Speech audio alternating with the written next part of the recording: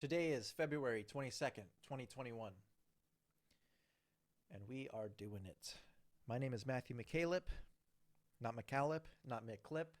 It's McCalip. Hate to break it to you.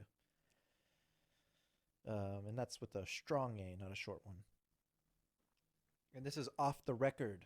This is a podcast that I'm starting.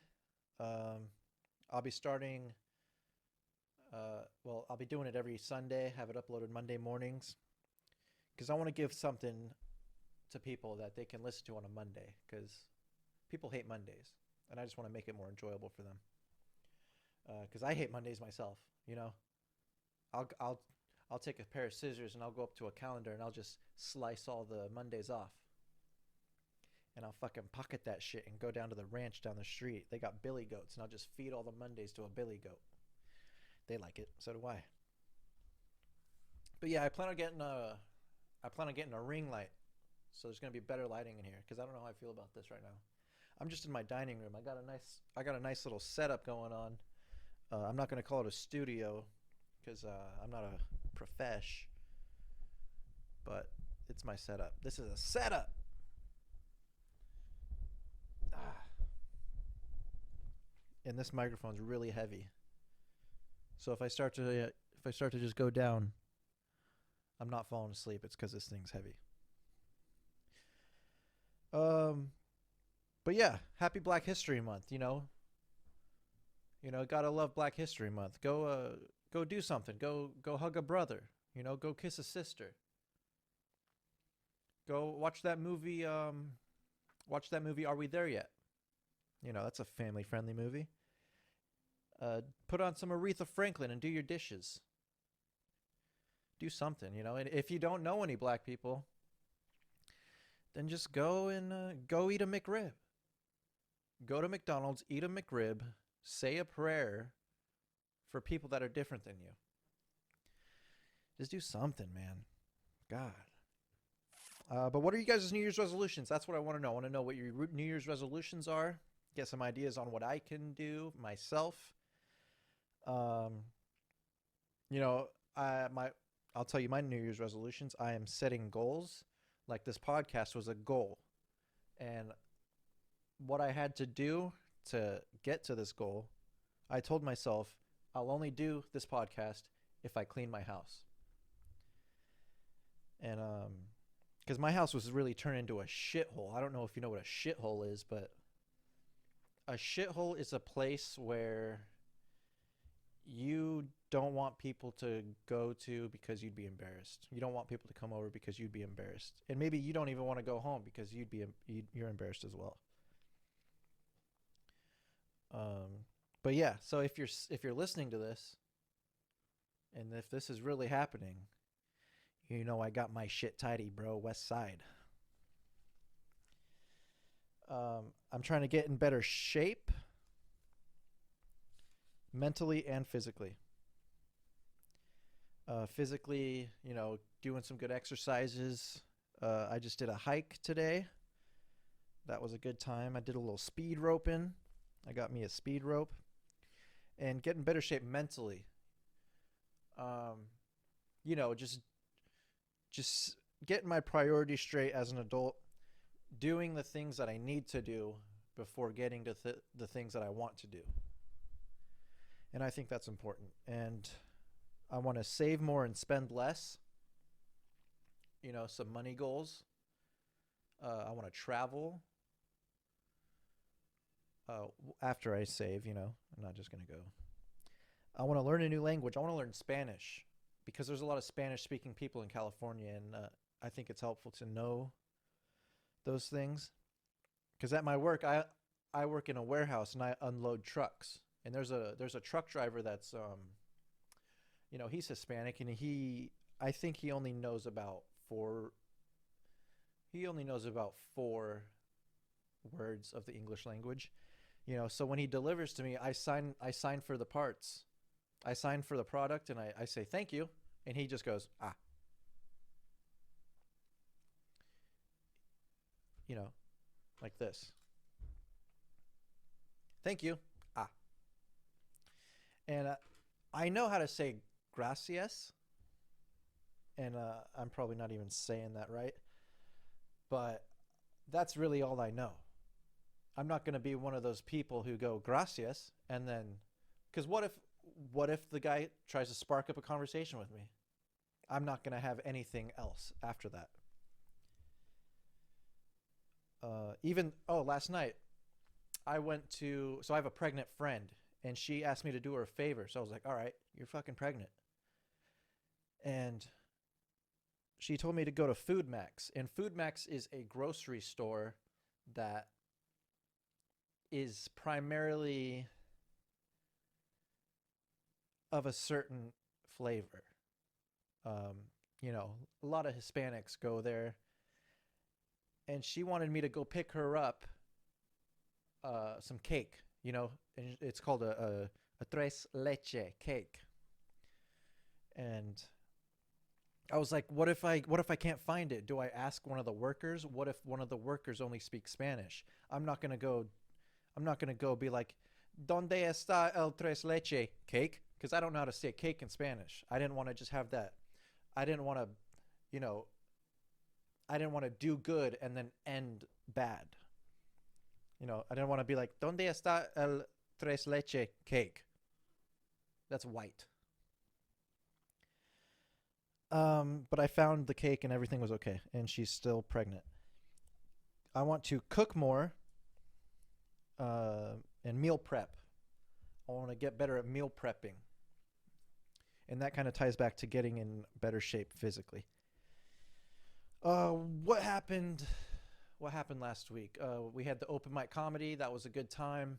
And that happens at the Lab Bar and Grill on Cohasset Road in Chico, California, every Thursday, no matter what the government says. And that's been going real well. You know, making a lot of new friends, being part of a community. It's the first time I ever felt part of a group like that. And we're all just having a good time. But something did happen at last week's open mic where there was some issues with one of the comedians and the audience members. There was a table in the back, and they were real chatty. There was a lot of chatting going on. And the comedian that went up, I mean, he was, you know, when you get a table that's real chatty and you're trying to perform up there, it gets real distracting and it's hard. So I kind of understand where he's coming from, but I think he could have handled this better. He made a joke. It was a fat joke. All right. So fat jokes have been like a kind of a thing now in this comedy scene.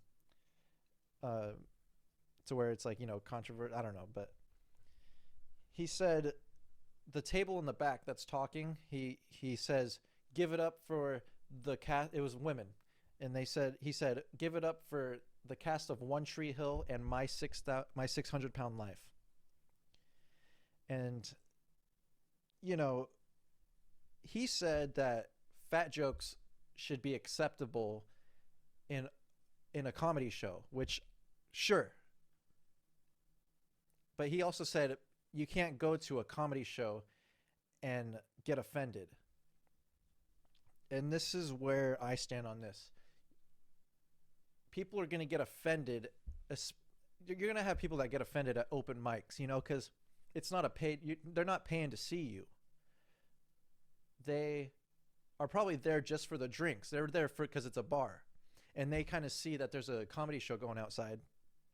And they're all right, that looks like a good time. I'll go watch. Next thing they know, they're getting roasted and publicly humiliated because of their weight. And, you know, One Tree Hill and my 600-pound life, that's funny to us comedians, the joke part, but it's not funny to be directing that at someone that's trying to have a good time. And he could have handled it better. I think he could have just said, you know, he could have just been honest and said, it's really distracting listening. You know, he could have just said, it's pretty distracting. Can you please quiet down, or go inside if you want to talk? Thank you, whatever. But, you know, because if you go and see Eddie Murphy, if you go pay to see Eddie Murphy and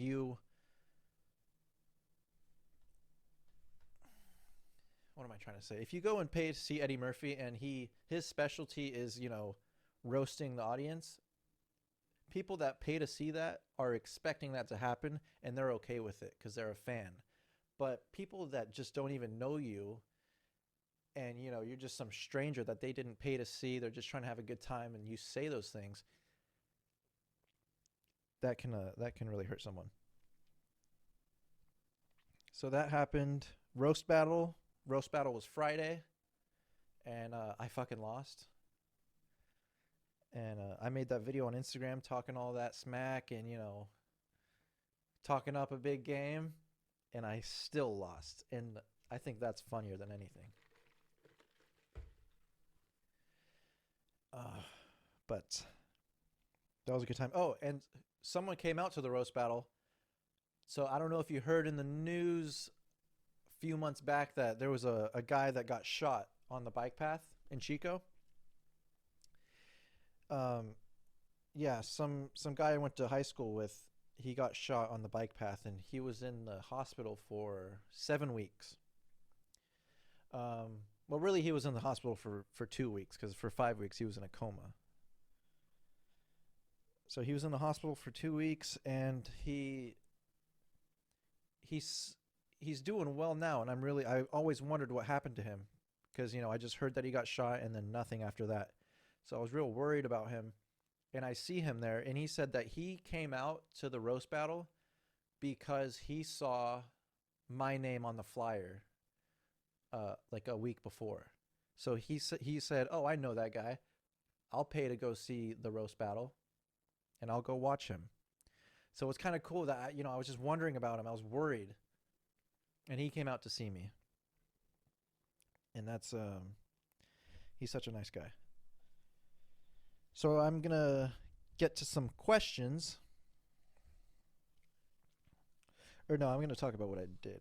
Oh, so yeah, I went on a hike this morning, and a hike is where you kind of it's kind of like camping, but it's like camping, but someone stole all of your camping equipment, and now you're just, walking around looking for it, searching for that Duraflame or whatever.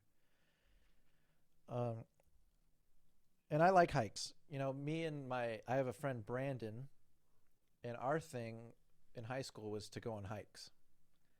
And our favorite time to go on hikes was during the winter time. Right after it rained, we'd go on a hike, and just everything up there would be frozen. And we'd find these big frozen puddles, and every frozen puddle we saw, we would take the big ice circle, and we just fucking smash every one that we found on our head. And I'll be honest, on these hikes, Brandon, he brought a little bit of grass. And I'll be honest, I hit that shit. Because I didn't want my boy to feel lonesome. So we would hike, and being out in nature is just good. What else? All right, I'm going to get to some questions. First question: what childhood trauma or memory do you think affected you the most? I don't think I have PTSD from things that happened to me. Because I was always just trying to have a good fucking time. Didn't let things affect me that way. But I will say that there are some things that happened that burned memories into my mind that I cannot get rid of. And I don't think I want to get rid of them because I think they're funny. But yeah, my mom used to take care of mentally challenged adults. And she used to bring me and my brother to work with her. Because we were 6 or 7. We were young, so she'd bring us to work. And we were just hanging out with these guys. And these guys we knew there was something up with them. We just didn't know exactly what it was. We just thought they were we just thought they were funny. We just thought they were just a bunch of funny people. And there was this one guy, Carl Foster, and he would play. First of all, he'd come up to you and he'd be like, "I'm gonna lick your hair," He'd say he's gonna lick your hair. He'd go up to my mom. He'd be like, "I'm gonna lick your hair, Courtney girl." And my mom would be like, "No, the fuck you're not." But he'd insist, and he'd just grab the back of your neck real hard, and he'd just give you a nice lick on your hair. And we don't know why he did that, but well, I guess we didn't know why. But there was a there was a man named Chris, and he liked to he was the silent type, but when he wanted to make a noise, like if he wanted something, he just put his hand out and just be like, ah, ah. And me at a young age, I knew what that meant. I could understand that much, that he wanted something. And when he was feeling playful, he had a collection of Mardi Gras beads, and he would kind of just just jiggle these beads in his hand. He just liked to play with these beads. And he had so many. I think he had a whole drawer of just beads, and I'd go open up the drawer and just get hypnotized by all the colors. Or we'd be at the park, and he didn't have his beads, so he'd just make do with a nice puddle. He'd just play in the puddle a little bit. But this is the part of the story that relates to this question. What childhood trauma or memory do you think affected you the most? There was one of my mom's clients. His name was Josh, and Josh was a real, I don't want to say, if he wasn't straight, then he was something else. And he liked to get down on some pop music. His favorites were Reba McEntire, Madonna, and probably some Abdul. I don't know. But we'd be in the car, and Josh would be in the passenger seat. Just this is what he would do, whatever we were listening to. Like a virgin when your heart beats. And he'd do this, and then all of a sudden, wait for it. He'd go, "Huh!" That was his big dance move, you know. Huh! Arm straight, 90-degree angle, fist towards the head. Huh! And dude, that shit got us hype.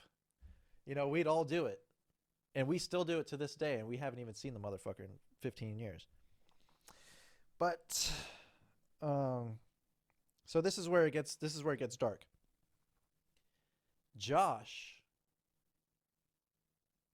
gets naked in my room. I wasn't there for this. I think I was just arriving. Right before I got to my mom's house, this was happening. Josh gets naked in my room and does a little, how do I say this? I had a Spider-Man pillow. He gets naked in my room and does a little Action Johnson on my pillow. And my mom called it a motion. I think she said when my dad dropped me off at my mom's house, she came out and she was like, he was doing a motion on Matthew's pillow. He's motioning, fucking. And I just remember being upset because it was my favorite pillow. It was my Spider-Man pillow. And I remember I was standing outside and I just looked in through the house, through the front door, and I saw him naked. He walked out of the room and he was still naked. And he was a real tall guy. And I just remember in my little 7-year-old brain, just everything on him looked tall, So I was just seeing like a whole lot of tall. Like my memory's kind of like, when I see it in my head, it's blurry, but it's just a real whole lot of tall. Yeah, but I had to throw that pillow away because they said you can't have this pillow anymore because Spider-Man's got a couple extra webs coming off his wrist, and they weren't there before today. So that upset me. But that's when I realized as a young child that these people my mom is taking care of are not fucking regular. You know what I'm saying? These people are not regular. Um, Another traumatic sort of deal that happened as a child was third grade recess. It was third grade recess, and there was this boy, Kevon. And Kevon was, you can do the math on that one. Kevon, and let's be honest, black kids run elementary school. I don't care who you are, they run that shit. But Kevon was fighting this kid. I didn't know Kevon. All I knew was that he ran it. Kevon's fighting this kid, giving him a nice 15-piecer, hard. And like oh my god, so aggressive. And I was a big fan of video games. I liked Grand Theft Auto San Andreas. And in Grand Theft Auto San Andreas, you can do a couple things. You can either kick some ass, or you can shake that ass in the club. So you can either fight, or you can go to the club and dance. And I think this is really the only dance move you can do in that game. And I don't really have any rhythm right now because maybe I'm just a little nervous. But you can actually you can run over a prostitute in that game. I forgot about that. But I'm watching this fight go on at school. And when he was done giving him the nice 15-piecer to the face, he stops, kid runs away, and Kevon is just like, who the fuck else wants some? And I was standing close by. I was watching the whole thing. And he looked at me like, you want some next? And I didn't know what to do. So I was honestly just over there doing this, trying to relate to him in a way. I was like, hell yeah, bro. I was scared. Next question. Oh, and that question was from a girl named Autumn, and she lives in Vermont. Autumn from Vermont. Next question. What is a podcast? What is yours about exactly?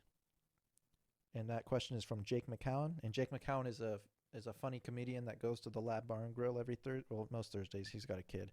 And let's be honest. Jake McCown's kid, I don't think it's his. And I don't know why I say that. I don't know why I just said that, but I've never even met his family. I barely even know him. But what is a podcast? What is yours about exactly? A podcast is this, what you're seeing right now. And mine is about, I don't know, everything. It could be about one thing one day. It could be about another thing another. And, one day I might just put on a wife beater and just talk about how the fuck I feel about it. And, all right, so thank you for that question. Next question. What is the square root of 420 divided by 69? And that's a question that came in from a grown adult. And that's kind of where we are in society these days. That's a good question. I don't know the square root of 420 divided by 69, but if I had to guess, I'd probably say 736. Negative 730. No, I'll keep it positive. 736, final answer. I don't give a fuck. Thank you for that question. Next question. Who's your school? Who's your school crush? LOL, Julia. And that came in from Nick Hahn. And Nick Hahn is a good friend of mine. And who's your school crush? LOL, Julia. That's funny because, so I was obsessed with this girl named Julia in school. And she lived down the street from Nick. and I'd go stay the night at Nick's house sometimes, and every night I'd be there. I'd be like, all right, man, tonight's the night.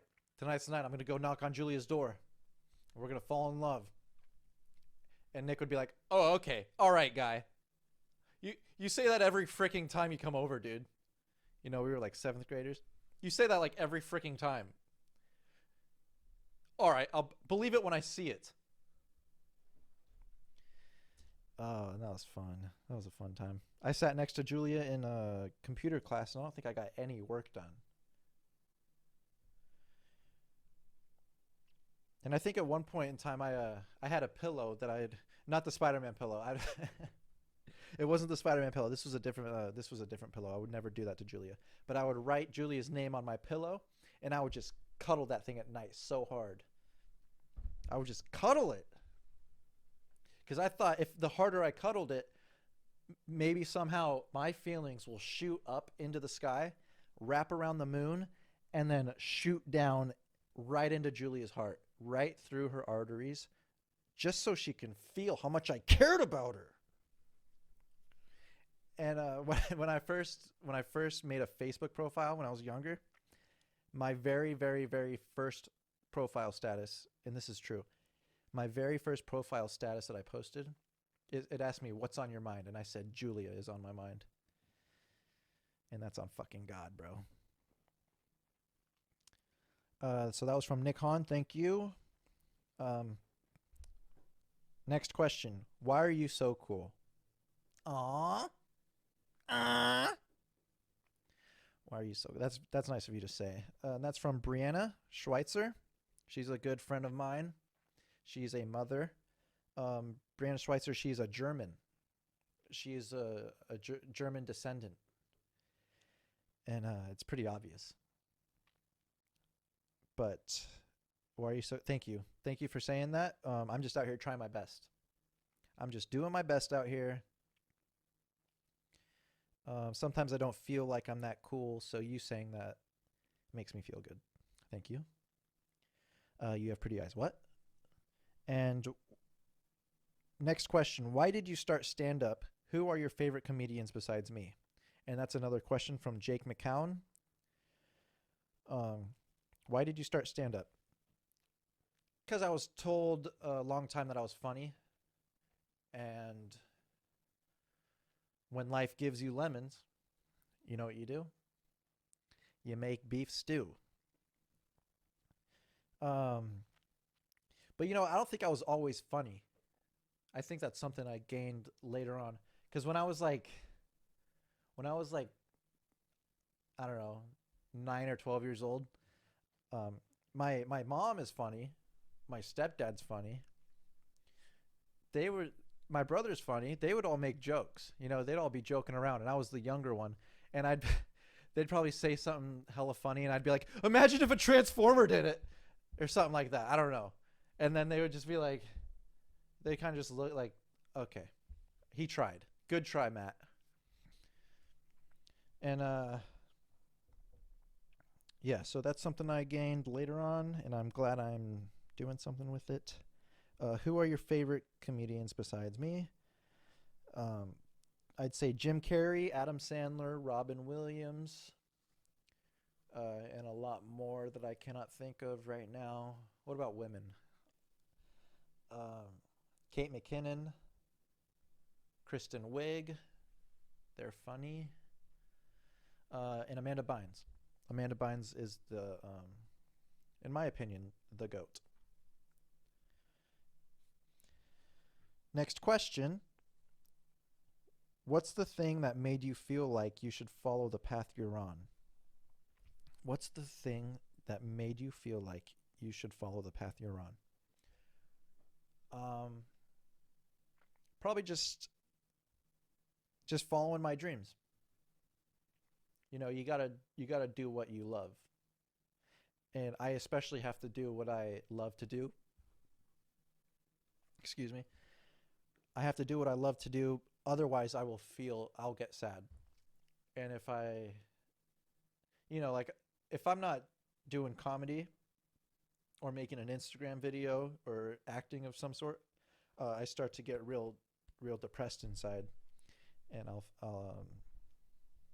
won't feel good. It's kind of like when I was talking about Chris, the bead guy, the guy that would play with the beads. He If he got uncomfortable, he'd just start socking himself in the face. And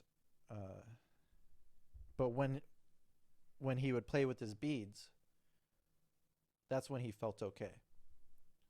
And if I'm not doing what I love to do, and if I'm not following my dreams the way I want to, I feel like socking myself in the face. And comedy and acting, those are my beads. And we're all just trying to find our beads in life. Next question: who inspired you the most, both in real life, like someone you know, and like inspirationally? Who inspired you the most, both in real life, like someone you know, and like Oh, I know what you mean. That's from Nick Hahn. And Nick Hahn, when you typed that, I would probably put $300 on the line, saying that you were on some grass at the time when you typed that. But I know what you mean. Who inspired me in real life?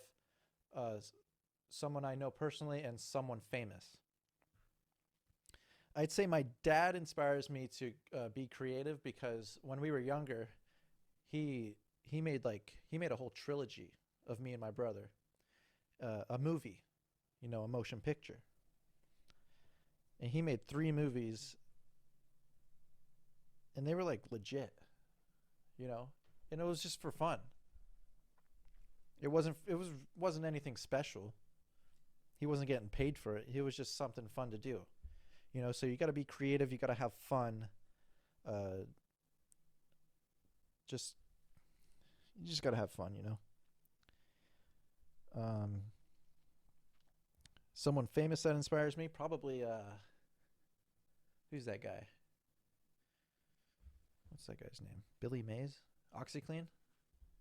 Billy Mays inspires me. Rest in peace, brother. Next question. What's a time you remember laughing so hard, and whenever you think about it, it makes you smile? Let me think. Okay. So one time, me, my mom, my stepdad, the whole family, we were leaving an Oakland A's game. And we're getting on the freeway, and on the on-ramp of the freeway, we see a flag, a small Raider flag. We found a Raiders flag on the side of the freeway. And my stepdad goes, "Pull over, I'm going to grab it. That's ours now." And so my mom pulls over. Cars are flying by us. He's running out on the on-ramp. He grabs the flag. He gets back in the car. He puts it up it's one of those window flags. You roll your window down, you put the flag in it, you roll it up, and it gets held there. So we're hyped. We got this flag. We're pumped about it. And he decides to take he decides he wanted the flag to be not on the window anymore. He wanted to put it away in the car. So we're going 70 miles per hour. He goes to roll the window down, and he's barely holding onto the flag from the inside. And when he rolls the window down, the flag flies off, and we lost it. So we were only rocking with that flag for about 45 seconds. And after that, my mom said, "You know what? You had your chance. You fucked up, bud. You only get one chance in Oakland." And you do. You really only get one chance in Oakland. Another time was me and my boy Nick Hahn. We went to Wildwood Park, and Wildwood is a park in Chico. And it's like 2 a.m. or something. We're being juveniles. And he tells me, his brother, so the little zip line, little bar you hold on to, and it rolls across the thing. It's like a little zip line. Nick tells me and his brother to push him as hard as we can while he hangs on to it. And Nick's a real lanky guy. You know, he's real tall and real skinny. And if you know who the Slender Man is, if Nick Hahn is not the Slender Man's son, then he's definitely his fucking nephew or something. So me and his brother push Nick as hard as we can, and he's going a way too fast for this child attraction. Nick lets go at the end. He gets flung. Where is it? This is what he looked like. That's what he looked like. He looked like a pencil. He did like a pencil flip. He just looked so long, just flipping through the air. And that shit makes me laugh. And I'm kind of losing my flow here. Maybe I'm just nervous, you know.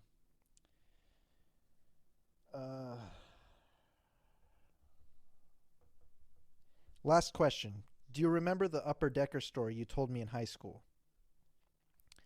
And that's a question from an old friend, Cole Stadmiller, I went to high school with. Do you remember the upper decker story you told me in high school? And yes, I do. Here's the story. We were on a Disneyland trip. Me and my family. We go on a Disneyland trip and we stayed at a shitty motel called the Alamo. We stayed at the Alamo Motel. And the Alamo Motel is a place where you don't want to go there unless you want to get murdered or swallow a couple insects in your sleep. And it was just a real shit. It was a real shithole. And what happened? Oh yeah. So my brother and my brother-in-law, they took shits in the upper part of the toilet.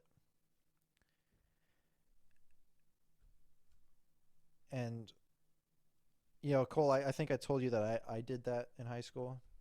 I think when I told you this story in high school, I said I did it, and I didn't. That was a lie. So I'm sorry for lying to you. I think I just wanted you to think I think I just wanted to make the story about me. But I'll tell you what I did do. I had these shoes that I was wearing that day, and they smelled fucking horrible. And I threw them away in the little garbage can in that motel room that they took the shit in. And man, they smelled so bad. The cleaning lady, she came in